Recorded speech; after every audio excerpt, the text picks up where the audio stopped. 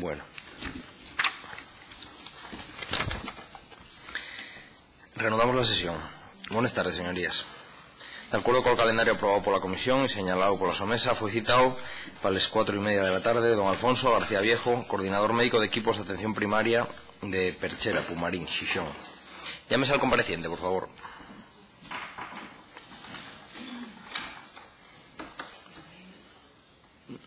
Yo creo que... ¿Qué hay? Buenas tardes. Hola. Bueno, pues nada, en primer lugar explicar que damos lectura a un guión en el cual se va indicando en qué momento interviene cada cual, y simplemente preguntar si tiene inconveniente en que esta presidencia utilice el asturiano. Si no, puedo utilizar el castellano perfectamente. Muy bien. Pues nada, damos comienzo a la comparecencia. Faise constar que el compareciente está presente.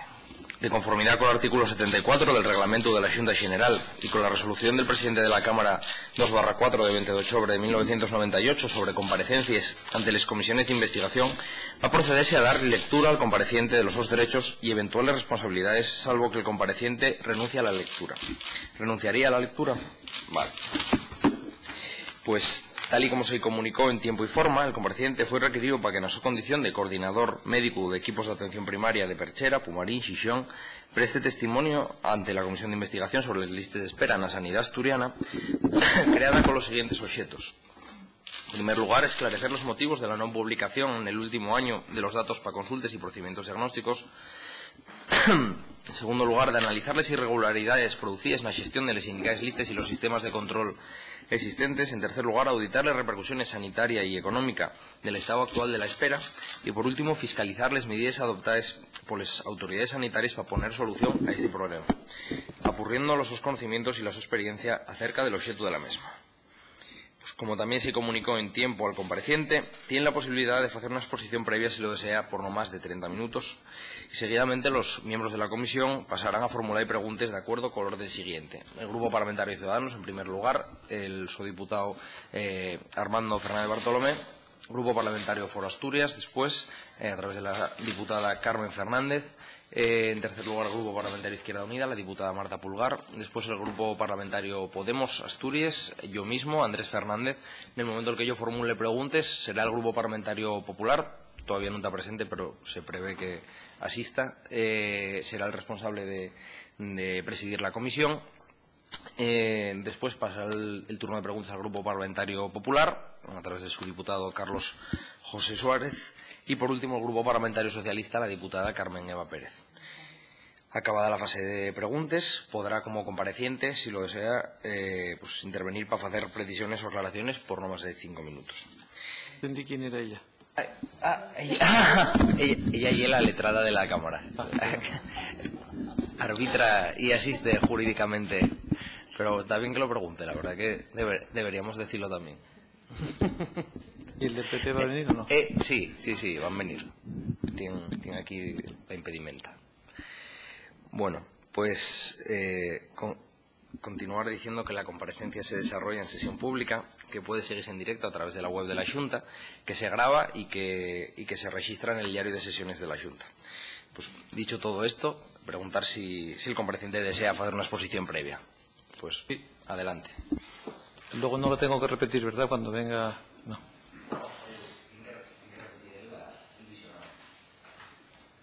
Bien. Pues buenas tardes a todos. Señor presidente de la comisión, señores parlamentarios y parlamentarias. ¿Se me escucha bien? Comparezco ante ustedes tras el requerimiento que he recibido por parte de la Comisión de Investigación sobre listas de espera en la sanidad asturiana como coordinador del Centro de Salud de Perchera de Gijón. Me llamo Alfonso García Viejo, soy médico de familia y tengo 57 años. Mi esposa es médica también, ginecóloga en concreto. Y mis 2 hijas son residentes de familia y residentes de medicina interna. Somos una familia desde el punto de vista médico muy completa. He trabajado durante 20 años en el Centro de Salud de Perchera de Gijón, donde he sido coordinador médico año y medio. Desde hace 1 mes y medio trabajo en el Centro de Salud de la Calzada. Mi lugar de trabajo es la primera línea. También he trabajado 6 años en el servicio de urgencias del Hospital de Cabuñes, donde fui 3 años tutor hospitalario de los residentes de familia. Fui 4 meses responsable de servicio de atención al paciente de Cabuñes. He sido presidente 8 años de una sociedad científica, la Sociedad de Médicos de Familia de Asturias. Colaboro habitualmente con la unidad docente de medicina familiar. Pertenezco al Comité Ejecutivo del Sindicato Médico SINPA y soy experto en coaching por la Facultad de Psicología de la Universidad de Asturias. En primer lugar, quería agradecerles por incluirme en la lista de comparecientes. Es un honor y un placer acudir al templo de la democracia, al lugar donde por autonomasia se representa la soberanía autonómica. Y acudo aquí con todo el respeto y toda la solemnidad posibles, porque creo que este Parlamento es un lugar de encuentro, de diálogo y de resolución de problemas. He puesto todo mi entusiasmo en la preparación, reuniéndome con distintas personas, siguiendo atentamente las últimas comparecencias y observándoles a ustedes todo lo que he podido. Mi idea es ayudar, aportar y generar buen ambiente. Quiero, en primer lugar, expresar mi lealtad y gratitud al Servicio de Salud para el que trabajo hace 29 años y al que le debo todo lo que soy profesionalmente. Gracias, sobre todo, a la generosidad de mis compañeros, de los cuales he aprendido lo que sé.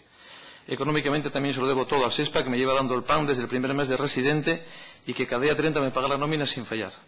Es para mí un orgullo trabajar en atención primaria del SESPA y, en concreto, en el Centro de Salud de la Calzada 2 en el momento actual. Para mí, uno de los mejores de España. Quiero compartir con ustedes la creencia de que tenemos un gran servicio de salud, que presta un gran servicio a muchas personas, que hace muchas cosas bien y que, por supuesto, es mejorable. Que cualquier persona de Quirós o de Ibias o de Llanes pueda ser atendido en cualquiera de nuestros centros de salud o en cualquiera de nuestros hospitales, incluyendo ingresos, operaciones, tecnología, sin que le suponga una carga económica y poniendo a su disposición los medios necesarios, es un privilegio conseguido con mucho esfuerzo y mucha generosidad de muchas personas. Que en cualquier sitio de Asturias un ciudadano pueda ser recogido por una UBI, ingresar el tiempo que sea preciso y reintegrarse posteriormente a su actividad o a su familia es un lujo. Ignorar esto y fijarse siempre en lo negativo puede hacer que perdamos la perspectiva y muchas veces la tozudez y la contumacia humana nos lleva a errores graves y no debemos jugar con uno de los tesoros de la corona, nuestro servicio de salud.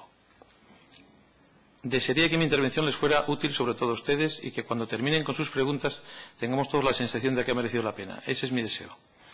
Quiero también agradecerles a ustedes su esfuerzo diario por mejorar las cosas y, en concreto, en el tema que nos ocupa, listas de espera, en el cual se están empleando a fondo ya hace unos cuantos días. Quede claro desde el principio, no sé por qué se han publicado en el último año los datos, ni sé si se han producido irregularidades, ni voy a auditar las repercusiones económicas, ni voy a fiscalizar las medidas que se adopten. Pero voy a intentar ayudar y no quiero que mis labios salgan en una sola palabra que pueda colaborar a aumentar la crispación, aumentar la distancia entre ustedes. Y quisiera compartir con ustedes una idea que tal vez les sorprenda. Las listas de espera son una consecuencia negativa de un sistema exitoso, nuestro sistema de salud. El hecho de que haya una buena accesibilidad tanto a la primaria como a la especializada y que se obtengan buenos resultados es uno de los motivos por los que las personas estén en las listas. Distinto es que tengamos que mejorar su gestión, porque la gestión que han llevado a cabo distintas administraciones no ha sido la más adecuada. A continuación, con su permiso, les voy a decir cómo veo yo el problema y soluciones posibles. Parece que siempre estamos hablando de la lista quirúrgica y en concreto de la quirúrgica no oncológica. Hay lista de espera quirúrgica, no quirúrgica, y dentro de la quirúrgica está la oncológica y la no oncológica. Yo creo que la oncológica va aceptablemente bien. La no oncológica es la que peor va, y luego está la no quirúrgica, que afecta a muchas personas y es de la que menos se habla, yo creo. Mi análisis voy a intentar ser breve en el sentido de que ya cosas se han comentado en el turno de mañana y voy a intentar disminuirlo lo que pueda. Veo causas ajenas al sistema sanitario y cosas que sí son propias del sistema sanitario. Las dos cosas que yo analizo que son ajenas al sistema, digamos propiamente organizativo, es disminuir la demanda, el miedo y el descenso de los umbrales de enfermedad. En primer lugar, hay 4 factores en la gestión de las listas de espera, igual que en cualquier otro problema: ciudadano, profesional, político y proveedor. La Big Pharma, llamemos. Vivimos en una sociedad de consumo donde el primus movens es el consumo. Consumimos sanidad igual que consumimos cualquier otro bien de consumo. Y una de las claves para aumentar el consumo de salud es asustar, meter miedos a la población. Detrás de cada miedo hay un foco de consumo. Descender los criterios de enfermedad y asustar con respecto a la enfermedad es fácil. Antes, para ser diabético había que tener 160 de glucosa, luego 140, luego 126 y así vamos bajando. Hasta Del Bosque nos dice ya cuánto colesterol hay que tener en la televisión, independientemente de la edad que se tenga. Es fácil engañar o decir medias verdades en salud y generar miedos que inducen consumo. Análisis para la próstata cuando se sabe que el screening no es útil, dar pastillas para el colesterol en casos que no son necesarios, hiperprotección gástrica indiscriminada, medicamentos para la demencia que en muchas ocasiones no son eficaces, hipercontroles al paciente diabético, polimedicación para distintas terapias, para distintas enfermedades, analgesia al mínimo disconfort, analíticas anuales sin motivo. Yo propondría ajustar la demanda a través de medios y profesionales con información y honesta y educación sanitaria. La hiperaccesibilidad y el hiperconsumo son una de las causas, en mi opinión, de las listas de espera. El desentendimiento es la segunda causa que yo pongo como una de las causas más importantes, en mi opinión, de lista de espera. Y lo digo esto aquí de la manera más sencilla. Para que una sociedad funcione hace falta entenderse, aceptar a los otros, aceptar otros puntos de vista, ver lo bueno de cada uno y aceptarlo, entender lo malo o muy malo de los otros, ya que nadie es perfecto. Las listas de espera son una consecuencia en parte del desentendimiento, de las faltas de normas a aplicar para un problema difícil. O eso veo yo, o así lo veo yo. Y a veces de la utilización sectaria de los datos, de los asuntos, de los temas. Lo que condiciona las listas de espera son el comportamiento de los 4 factores que dije antes: paciente, profesional, político y proveedor. El comportamiento de los profesionales es fundamental y el del paciente importantísimo. Pero, señores parlamentarios, el suyo es vital porque tiene mucha capacidad de influir sobre los 2 primeros. Son ustedes muy poderosos. La confianza es la droga más potente con la que trabajamos los médicos. Sin ella la relación médico-paciente es prácticamente imposible. Con confianza en el sistema, en la sociedad, se consume menos sanidad, el paciente está más tranquilo. Con desconfianza y miedo, como dije antes, el ciudadano decide peor y busca respuestas para problemas a veces inexistentes, desconfía, se asusta y consume salud. Con toda la humildad del mundo me atrevo a decirles que ustedes pueden hacer mucho más que yo por las listas de espera. Ustedes, señores parlamentarios, son especialistas en entenderse. Ustedes pueden generar mucha confianza, mucha seguridad con su actitud y con su comportamiento. Y yo quería decirles con toda la humildad y respeto del mundo que lo que más me dijeron las personas que sabían que hoy venía aquí es que les dijera que se entiendan por Dios. Querría que se imaginaran una familia en la que los hijos ven cómo sus padres discuten continuamente y se insultan, empezando en el desayuno, continuando a lo largo de la comida, por la tarde, también siguen en la cena y la noche tirándose los trastos a la cabeza, sin escatimar palabras, fuertes, gestos. No hay quien viva así. Siento exigirles tanto, pero lo veo así. Son ustedes nuestros padres de alguna manera y de un padre se espera todo. Veo con disgusto y decepción que les cuesta. Esta comisión es un ejemplo de ello, según lo entiendo yo, y quería decir esto antes de pasar a hacer el análisis más detallado. Alguien pide datos de lista de espera, alguien no los da o cree que no los da, alguien dice me los va a dar y se acaba llegando a una comisión de investigación negándose la posibilidad de un diálogo constructivo. Y aquí estamos el mes de julio y septiembre en jornada de mañana y tarde. Algunos no preguntan, otros solo al final, algunos de los que asisten no saben a qué acuden y por qué. Tengo la sensación de que no todos estamos poniendo todo de nuestra parte. Sucede lo mismo a nivel nacional con otros múltiples problemas. Para mí lo más grave del desentendimiento de ustedes es que cala en la sociedad y la gente cada vez se entiende menos entre ellos, cada vez son más intransigentes, cada vez son más escépticos.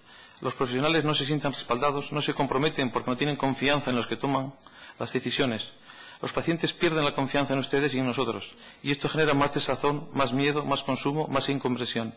Y esto, sin duda, es una de las causas de la lista de espera.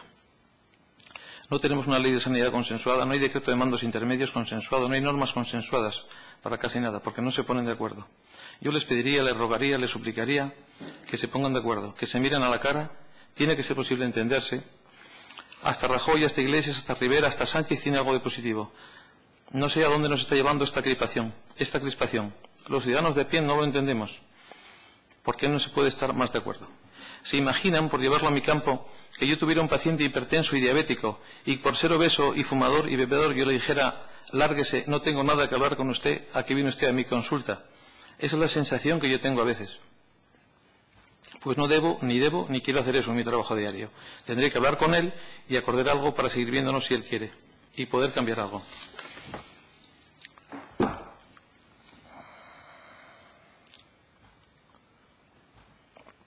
Los políticos han ido poco a poco llegando hasta todos los niveles de la administración. Los profesionales nos hemos sentido apartados de los niveles de decisión y también de la gestión de las listas de espera. Y cuando me refiero a la política, a los políticos, me refiero a la hiperpolitización sectaria, no la política que lucha, mejora. Y esto, desde mi punto de vista, tiene que cambiar. Tenemos que ser capaces de fidelizar a los profesionales, siendo esto una de las claves de la lista de espera. El comportamiento del profesional es fundamental a la hora de conseguir resultados, y el comportamiento nunca es casual. Responde algo. Las organizaciones también tienen estado de humor, y el estado de humor de nuestro servicio de salud es muy mejorable en el momento actual. Hay demasiadas personas enfadadas, desmotivadas, desvinculadas, y consta que ha mejorado en el último año, porque en mi opinión la administración sanitaria ha echado a andar y el clima ha cambiado. Pero hemos pasado tiempos francamente malos. Y todo esto lo digo desde la confianza y desde la convicción de que tenemos un gran sistema en muchos aspectos. Temas ya más cercanos a nosotros, más de la propia gestión de lo que es la administración sanitaria. La gestión de sanidad, en mi opinión, tiene que ser profesionalizada. Tiene que ser profesionalizada la gestión. La gestión de la sanidad no puede estar en función de las habilidades o los volúmenes políticos. No puede ser que con cada cambio de gobierno cambien los directores de área, los coordinadores de equipo, los gerentes. En sanidad es muy habitual que no encuentren personas para desempeñar cargos, precisamente por esa dependencia del político de turno. Nadie quiere apuntarse a no tener directrices claras, a no saber hacia dónde vamos. Y ese plus de esfuerzo que es necesario para que las cosas funcionen, cada vez hay menos personas que lo tienen. Hace falta un sistema de selección de personal directivo que, atendiendo no solo a currículum académicos o antigüedad, sino a capacidad de liderazgo, a inteligencia emocional, capacidad de conciliar, estén al frente de nuestros centros de salud y hospitales, para que con la serenidad y cordura lleven adelante al centro y a los profesionales. Mientras no se profesionalice la gestión, no va a ser posible un feedback de datos que nos sirva para mejorar. Es lo mismo que ha pasado un poco con las listas de espera. No hay datos fiables, fácilmente interpretables y que sean útiles. Maquillar, ingeniería de gestión, irregularidades, son distintas palabras para decir que tenemos que hacerlo de otra manera. Yo les puedo hablar de sensaciones, de impresiones y de vivencias, sin meterme en complicaciones de irregularidades y de maquillajes. Otro tema que es muy importante, en mi opinión, de cara a la lista de espera, es el catálogo de prestaciones, tanto a nivel de medicamentos que entran en financiación o no, como a nivel de técnicas o cirugías que sí entran y no entran. Hace falta un catálogo de prestaciones. Incluso a nivel de áreas no se puede hablar de todo en todas, y lo que no se considere necesario o adecuado habrá que retirarlo. No hay que financiar fármacos que no sirvan, y en esto también se tienen que poner de acuerdo. Yo creo que son ustedes los responsables de decidir si vamos a ir en 600, en Berlina o en Ferrari, y nos lo dicen de manera clara a la población y a nosotros, con sinceridad, sin engaños, responsabilizando al ciudadano y comprometiendo al profesional. Para la lista de espera quirúrgica hay que establecer criterios de lo que se puede operar, con límites de edad o no, con prioridades, en qué áreas. No todo es operable. Y habrá que escalonar los tipos de cirugía, de tal manera que habrá cirugías que se harán en los centros de salud y que, como ya dijo alguien aquí, no tiene por qué ir una fimosis al hospital central. Entrando en mi campo más de atención primaria, en la atención primaria contamos con el fervor oratorio de los políticos, pero luego, a la hora de la verdad, ocupamos el número 19 o 20 o 25 o 30 en una comparecencia y, en general, tenemos la sensación de que sí se nos tiene en cuenta en la mente y en el fervor oratorio, pero luego, a la hora de dar más pasos, no siempre. Y, en mi opinión, un sistema demasiado hospitalocentrista es insostenible. Llevamos hablando de coordinación entre niveles hace 30 años y hemos mejorado, pero falta. Tenemos en España una atención primaria potente y un ejemplo de ello es que fuera de nuestras fronteras se habla de 3 joyas, o así lo interpreto yo, de la corona en España, que son el Sistema Nacional de Trasplantes, el Sistema MIR y la atención primaria. La atención primaria en general en España es potente y en Asturias también. Disponemos de una amplia red de centros de salud. Se ha hablado mucho en esta comisión, o por lo menos algo, y todos lo ven como una protagonista importante. Pero yo soy el primer médico de familia, han venido otros, aunque en otra calidad, pero bueno, es decir, en calidad de otros cargos, y ocupo el lugar, pues a lo mejor 19. Y a nivel de presupuesto, la AP, la atención primaria, se lleva en torno al 13%, mientras la hospitalaria se lleva el 65%. En cuanto a número, somos la mitad aproximadamente a los médicos de primaria con respecto a la especializada. La atención primaria es la puerta de entrada al sistema, es el filtro, por decirlo de alguna manera. Los médicos de familia somos especialistas en incertidumbre y en interpretar al paciente la información médica de todo tipo. Le ayudamos a decidir, atendemos de manera integral al paciente y a su familia. Somos, desde mi punto de vista, donde se realiza la mayor administración de recursos, porque es donde decidimos qué parte del sistema se va a utilizar y hacemos de auténtico manager del paciente por el sistema. Y esto es de vital importancia porque de ello va a depender el futuro del paciente. Pero el médico de AP se encuentra en muchos casos limitado por mucha burocracia, por la limitación en el acceso a pruebas, por la limitación en la prescripción de medicamentos y por la falta de personal de apoyo. El médico recibe al paciente, lo historia, lo explora, lo diagnostica, le pauta el tratamiento, escribe una historia informatizada, le hace el justificante de asistencia. Todo ello solo en consulta. Los tiempos cambian, tienen que generarse cambios y para ello hace falta cambios en las normas y en las leyes. Es preciso potenciar la enfermería de atención primaria. No he visto a nadie en esta junta hasta ahora, no sé si vendrá alguien a hablar del tema. Ahora está todo prácticamente informatizado y sigue habiendo el mismo número de administrativos, casi con la misma función que cuando había historias en papel. ¿Cuándo se va a normativizar todo esto? Habrá que pensar en una nueva figura, a lo mejor el auxiliar médico, o habrá que crear unidades de atención familiar, con médico, enfermera y administrativo, donde todos ellos con el mismo cupo adscrito. Eso de que hagamos de administrativos y los administrativos de telefonistas no tiene sentido. Necesitamos secretarias de cupo que conozcan a los pacientes y que los pacientes se dirijan a ellos para todos los trámites burocráticos que han de seguir, y que el médico haga de médico y despliegue toda su cartera de servicios.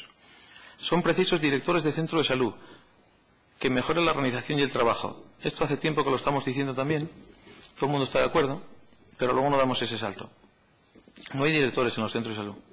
El médico de primaria resuelve en torno al 85-90% de los problemas que encuentra y precisa derivación o ayuda especializada del resto. Pues bien, estoy convencido de que el 30 y el 40% de lo que se deriva a los hospitales podría ser atendido en atención primaria si el médico trabajara de médico sobre todo y no de secretaria cara que somos a veces.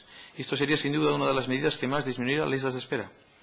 Muchos de los pacientes que llegan a un hospital, bien sea a urgencias o a saturar muchas consultas de distintas especialidades, no deberían llegar. Y lo malo es que si llegan, la posibilidad de ingresar y realizar pruebas aumenta, con todo lo que ello supone. Y no hay que olvidar que la tercera causa de muerte en Estados Unidos es la iatrogenia, después de las afecciones cardíacas y las enfermedades cardiovasculares. En muchas ocasiones los profesionales nos vemos sumidos en una esquizofrenia difícilmente explicable. A los pacientes se les dice desde los medios y desde los foros políticos que tienen derecho a todo y a nosotros se nos dice que tenemos que administrar y ahorrar lo que podamos, cosa que me parece bien. Tienen que decirnos si podemos ir en 600, en Ferrari o en un coche más mediano. Creo que a veces falta valentía para decir a la población lo que hay que decir. Otra de las propuestas que yo haría sería desplazar poder y dinero a AP. Se ha mostrado una medida muy eficiente y aumenta la sostenibilidad del sistema. ¿Cuántas derivaciones se podrían evitar simplemente con tener ecografía exploratoria en los centros de salud, tener acceso a resonancia magnética o poder recetar fármacos que no podemos recetar? Todos aceptamos que una buena parte de las soluciones pasa por primaria, pero luego no se dan pasos suficientes. Los responsables de los gobiernos españoles, autonómicos y nacionales siguen tomando decisiones hospitalocentristas. En el año 2014, el 61% del gasto iba a los hospitales y el 14% a los centros de salud. Con las medidas que se tomaron para disminuir el gasto en medicamentos, se ha conseguido un ahorro importante en recetas. ¿Saben a dónde se ha ido el ahorro? Al presupuesto hospitalario en su mayor medida. Es decir, que lo que se sigue ahorrando sigue volviendo a lo que más consume, digamos. El mercado sanitario no es distinto al resto de los mercados. A más oferta, mayor demanda. Alguien tiene que regular.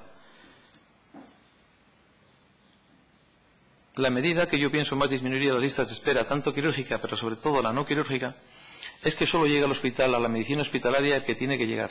El paciente que no puede resolver sus problemas en primaria. Y lo segundo, que llegue en el momento apropiado, con las pruebas apropiadas. Termino. Hay que establecer algún sistema que prime más al que más y mejor trabaje. Tampoco en esto se ha legislado, que yo sepa. Yo creo que hay que pagar más por lo que se hace que por lo que se es. Un médico de primaria que hace cirugía menor, ecografía, retinografía, dermatoscopia, no puede cobrar lo mismo que uno que no hace nada de eso. Aunque los dos sean médicos de familia, hay muchas diferencias entre lo que hace uno y otro, y lo mismo podríamos hablar en atención hospitalaria. No quiero insistir más. Así lo veo yo. Les he hecho varias propuestas. Les he pedido mucho, lo sé, que se entiendan.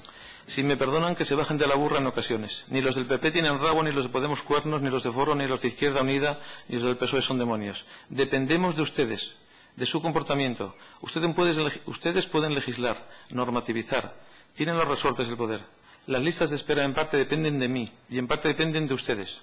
¿Cuánto daría yo, cuánto daríamos muchos por ir unas palabras de acercamiento entre ustedes, que decidan las personas, no los partidos, que decidan pensando en su familia, en un amigo, no en el partido? Que no se insulten, que no se descalifiquen.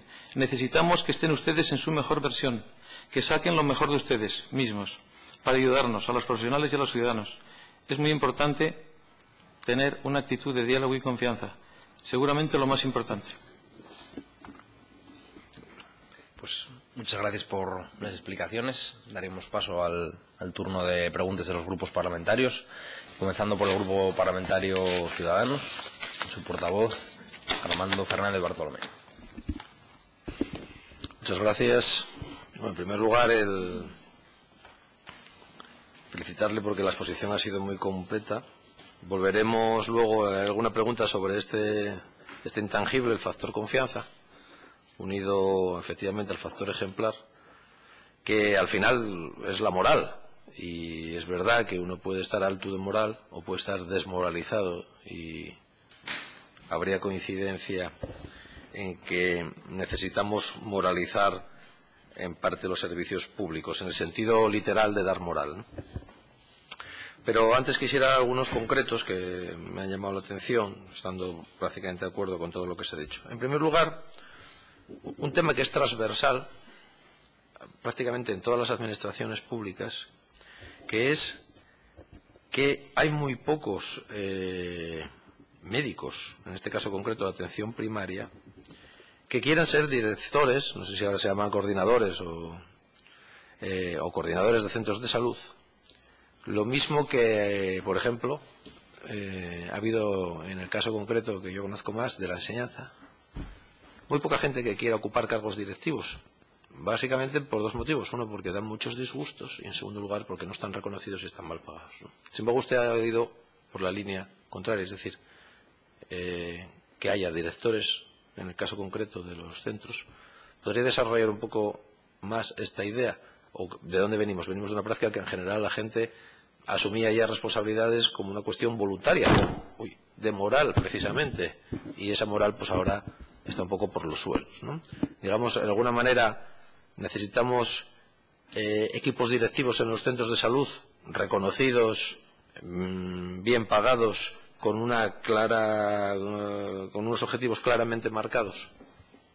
Yo creo que es fundamental profesionalizar la gestión, lo llamé yo, pero no solo los centros de salud, sino los hospitales. Es decir, cada vez que hay un cambio de gobierno, hasta coordinadores de equipos, directores de área, van cambiando, con lo cual no hay una continuidad en los objetivos que se plantean. Si se traza un plan y al segundo año se cambia, yo pienso que tendría que haber un grupo de, no sé si es una escuela de dirección o cómo llamarlo, no solo un currículum académico o una antigüedad, sino una escuela de liderazgo donde se valore muchas cosas y el que es jefe de equipo, jefe de servicio o director de centro de salud tenga unos criterios, una consistencia, que sepa conciliar, que sepa dirigir grupos humanos, que es de lo que se trata, independientemente que luego las directrices las marque uno u otro. ¿Qué nos pasa? Que no es así. Entonces la gente no, cuando no hay una directriz clara y se expone a que le cambien y no sabe qué va a pasar por encima de él, no quiere ser, por supuesto, coordinador de centro de salud, no director, que se llaman coordinadores. Y en los hospitales a veces pasa un poco lo mismo. Los jefes de servicio tienen otro sistema de nombramientos, pero yo también creo que eso hay que cambiarlo. El tema de selección de personal en el servicio de salud tendría que cambiar. Tiene que haber líderes de grupos, como director de una orquesta, que cada uno hace su operación. Lo explicaba aquí un día el jefe de servicio de ginecología, yo creo de aquí del Hospital Central, y que sea un líder del grupo humano, y que concilie, que mande, que tenga inteligencia emocional, que sea inteligente, que tenga una formación sólida. Pero así sí funcionará bien un servicio. Los servicios hospitalarios son servicios muy endogámicos, donde a veces si el líder es un problema, en fin, es un problema tremendo. Yo creo que la selección de personal de jefes, tanto en el hospital como en primaria, es uno de los temas que mejor sacaría adelante el sistema, o lo mantendría en muy buen nivel. Sí, sí. Y la gente no se quiere mojar por eso, porque uno es difícil mandar cuando encima desde arriba te pueden cambiar de criterio cada poco. Es fácil de entender. Entiendo yo por lo que dice que más allá de criterios exclusivamente médicos, el perfil tendría que ser mucho más amplio. Es decir, una persona que supiera efectivamente, que tuviera capacidad de liderazgo. Entiendo yo que también su gestión cada cierto tiempo pudiera ser acreditada o evaluada como mecanismo de control. Evidentemente, con una evaluación de desempeño y muchos criterios que hay para saber cómo va el liderazgo, la jefatura, por supuesto. Luego también destacó usted el papel de otros profesionales sanitarios. Es verdad que básicamente nosotros aquí hemos escuchado muchos médicos, ¿no? Y el papel de la enfermería y el papel de la administración, nuevos perfiles, me gustaría que profundizara con algunos ejemplos de qué cambios podría haber en atención primaria, porque creo que todos estamos básicamente de acuerdo en que ahí se juega gran parte del tema que estamos tratando. Es decir, ya lo dijo usted, pero bueno, me gustaría que insistiera sobre ello. ¿Qué cuestiones se podrían hacer? Por ejemplo, coordinación, cito algunas cosas. Supongo que la telemedicina podría ser una cuestión que tuviera futuro, o que ya es un presente realmente, el que hubiera médicos que pudieran hacer otro tipo de pruebas, incluso a lo mejor personal de enfermería, no lo sé. Comentó el hecho de que se pague a uno no por lo que es, sino también por lo que hace, que a mí me parece que es una cuestión también de manera recurrente que ha ido saliendo aquí. Pero en el caso concreto de la enfermería, de los centros de salud, ¿alguna valoración y alguna propuesta de mejora? Yo creo que se trataría de que cada uno llegue al máximo de su capacidad. tanto el administrativo como la enfermera como el médico. El administrativo puede hacer muchas más cosas de las que hace, en mi opinión, y tener más relación directa con los pacientes y conocer a un cupo concreto, con lo cual facilitaría mucho al paciente el acceso al primer acceso al sistema. La enfermera podría lo mismo, llegar al máximo de su capacitación, que yo creo que podrían hacer muchas más cosas, yo pienso, por la capacidad que tienen, por la formación y por la dedicación. Podrían llegar a niveles más altos. Y el médico igual, es decir, que cada uno llega al tope de su función. Sería un poco ese el sistema. Yo creo que es un poco rígido en general el sistema nuestro de trabajo. Los decretos de los centros de salud están ya hechos de hace, pues no sé, del año 84. Y no hemos evolucionado en nuevas formas en nuevas figuras incluso de trabajo, labores distintas. A veces nos encasillamos en rigideces, esto no es mío, esto sí. Y cuesta... Yo creo que eso nos cuesta. Habría que normativizarlo de alguna manera, no sé cómo, pero que ampliar las facultades del administrativo, pues a veces es porque no puede manejar algún tipo de sustancia humana y pues entonces hay cosas que no puede hacer. No sé, es decir, yo creo que podríamos ampliar mucho más nuestra capacidad si cada uno llegara un poco al tope, ¿no? Se le permitiera o se le estimulara a llegar al tope de su capacidad. Me parece a mí. Bien, volviendo al tema que habíamos comentado antes de la confianza y de la moral, habiendo usted comentado que en el último año se percibe un cambio, y entiendo por sus palabras que veníamos de años anteriores en donde había una cierta desafección por parte de muchos profesionales, en fin, de una época especialmente turbulenta. Entiendo que en el fondo la propuesta que subyace también es que el sistema de alguna manera alcanzara un acuerdo, estuviera, digamos, fuera de la lucha partidista y alcanzara unos grandes acuerdos para trabajar a unos años vista, con seguridad, con tranquilidad y con unos objetivos compartidos que dieran confianza a todo el mundo, dieran confianza a los profesionales y también, evidentemente, a los pacientes. Y fue muy novedoso el que usted relacionara el miedo, la tensión con el hiperconsumo. Me resultó una cuestión interesante, ¿no? Es decir, ¿puede desarrollar un poco más esta idea? Es decir, el consumo médico, de alguna manera, o el abuso en el uso de la medicina, o también de aspectos ya más concretos, como puede ser la cuestión farmacológica, está relacionada con la tensión, está relacionada con la desconfianza. ¿Podría...? Por supuesto. Bueno, lo del pacto yo creo que es un clamor. Lo que la gente dice aquí fuera, a veces uno está en un contexto y no se da cuenta, pero el clamor de que afuera, de la gente, es que tienen que ponerse de acuerdo ustedes. O yo no sé expresarlo de otra manera y a lo mejor no tendría que decirlo en un sitio de listas de espera, pero la sensación esa de entendimiento que da confianza a la gente, lo puso un ejemplo de familia. Una familia donde la gente se está riendo el día entero, no decides bien, consumes más, gastas más, es un descontrol. Y los ciudadanos les miran a ustedes diariamente con sus ojos y hacen, si está usando el móvil, si está mirando para allá, cómo se relacionan, qué se dicen. Yo lo veo así. Yo sé que yo soy referencia de 1.800 pacientes, de mis pacientes, y que yo también tengo que ser una persona, de alguna manera, bueno, tengo que saber comportarme, y ustedes tienen infinita más importancia que yo. Es decir, esa Asturias entera de quien de alguna manera se fijan ustedes. Y la conducta, la sensación de tranquilidad, de serenidad, esto funciona. El mayor condicionante que tenemos las personas para decidir es el miedo. Es el mayor condicionante para no hacer las cosas. La gente, cuando se asusta, alguien que se asustar en medicina es facilísimo. Y si uno está tranquilo, aunque alguien lo asuste, aguanta el tirón. Pero cuando uno ya está desconfiado, de repente le aparece en la tele, hay que hacerse el PSA porque si no, pues la gente va lanzada. Y al día siguiente de una pequeña noticia en la tele lo vemos y lo ves en las consultas. Y es facilísimo asustar. Que salga este hombre, ¿cómo se llama?, del Bosque, hay que tener menos de 200 de colesterol, pero ¿y eso quién lo dice? ¿A qué edad? Pero lo dice, y luego hay que contrarrestarlo. Eso en un sitio tranquilo se recibe bien, pero en un sitio que ya está nervioso y que parece que hay desconfianza, parece que no nos fiamos, la confianza es fundamental. Me parece a mí, vamos, para todo, para decidir. El hombre es fundamentalmente tiene una conducta psicológica, decidimos con la emoción, aunque también con la razón, y la emoción se guía por el miedo. Si estamos asustados, decidimos mucho peor.